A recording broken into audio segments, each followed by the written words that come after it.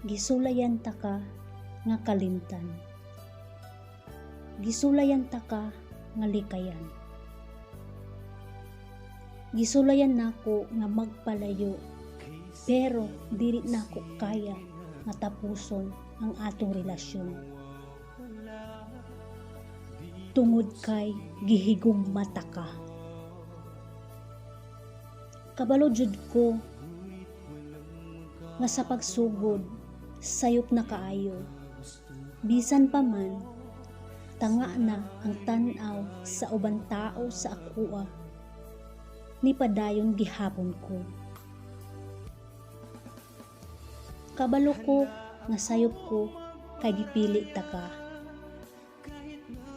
Bisan kabalo ko nga dili na maayo nga higugmaon ka, pero gipadayon gihapon nako. Tungod gimahal ta ka nga wala nako tuyua. Gimahal ta ka nga wala ko nangayo nga suklian nimo. O gimahal ta ka tungod kay gusto ta ka ug na feel nako nga nagmalipayon ko kung kauban ta.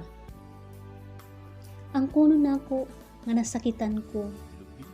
Oo, nasakitan ko og maayo. Tungod kay di mahal ta ka. Nasakitan ko kay gi paglaban ta ka.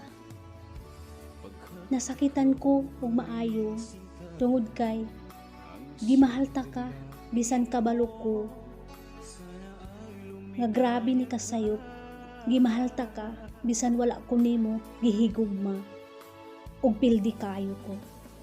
Siguro diri na lang ta taman ug putlo na nato ang atong gugma kay bisan ang panahon dili na motugot nga magpadayon ta.